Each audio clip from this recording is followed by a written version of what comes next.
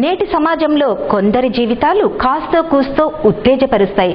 మరికొందరి జీవితాలు అందరినీ ఉత్తేజపరచడమే కాదు, ఆదర్శంగా కలకాలం నిలిచిపోతాయి. అలాంటి స్ఫూర్తిదాయకమైన జీవిత విధానంతో జీవించిన వాడు మన భారతదేశ క్షిపణుల పిత, అణుశాస్త్రవేత్త, దివంగత మాజీ రాష్ట్రపతి ఔల్ ఫకీర్ జైనుల్లాధీన్ అబ్దుల్ కలాం.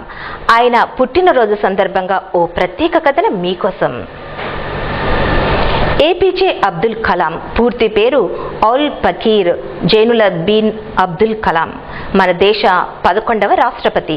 విప్లవాత్మక ప్రయోగాలతో ప్రపంచవ్యాప్తంగా పేరు ప్రఖ్యాతలు సంపాదించిన గొప్ప సైంటిస్ట్ కలాం 1931 అక్టోబర్ 15న తమిళనాడులోని రామేశ్వరంలో జన్మించారు.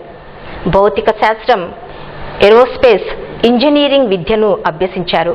చదువు అయిపోగానే దాదాపు 40 ఏళ్లు శాస్త్రవేత్తగా, సైన్స్ అడ్మినిస్ట్రేటర్గా విధులు నిర్వహించారు. ముఖ్యంగా డిఆర్డిఓ, ఇస్రోలకు కలాం తన సేవలందించి భారతదేశ ప్రగతిని విశ్వవ్యాప్తం చేశారు. అంతేకాకుండా మన దేశం సొంతంగా మిసైల్స్ తయారు చేసుకునేలా మిసైల్ డెవలప్మెంట్ ఎఫెక్ట్స్తో కలాం ముఖ్య భూమిక పోషించి దానికి సంబంధించిన వెహికల్ టెక్నాలజీని ప్రవేశపెట్టారు. అప్పటి నుంచే ఆయనను దేశం యావత్తు మిసైల్ మ్యాన్ ఆఫ్ ఇండియాగా పిలవటం మొదలైంది.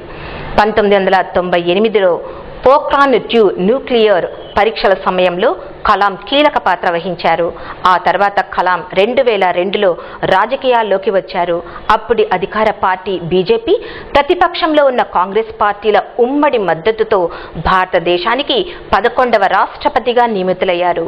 ఏపీజే అబ్దుల్ కలాం భారత అధ్యక్షుడిగా అన్ని వర్గాల ప్రజల సంక్షేమం కోసం ఆయన చేపట్టిన సంస్కరణలతో రాజకీయ పార్టీలే కాకుండా యావత్తు భారతదేశ ప్రజలందరూ జేజేలు పలికారు. అందుకే ఆయనను పీపుల్స్ ప్రెసిడెంట్ అని కూడా పిలుస్తూ గౌరవిస్తారు. సైన్స్ కి సంబంధించి ఎన్నో వ్యాసాలు, పుస్తకాలు రాశారు.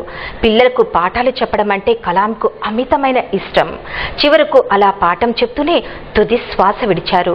2015 జూలై 27న షిల్లాంగ్లోని ఇండియన్ ఇన్స్టిట్యూట్ ఆఫ్ మేనేజ్మెంట్లో విద్యార్థులను ఉద్దేశించి లెక్చర్ ఇస్తూ గుండెపోటుతో ఒక్కసారిగా కుప్పకూలిపోయారు. కలాం సేవలకు మెచ్చిన భారత ప్రభుత్వం 1981లో పద్మభూషణ్, 1990లో పద్మ విభూషణ్, 1997లో భారతరత్న బిరుదులతో అమితమైన సత్కారం అందజేసింది. ఇలాంటి మహానీయుని జ్ఞాపకం చేసుకోవటం భారత పౌరులుగా మనందరి బాధ్యత. ప్రతి ఒక్కరూ దీనిని గుర్తించుకోవాలి. ఈ వార్తలు ఇంతటితో సమాప్తం. నమస్కారం.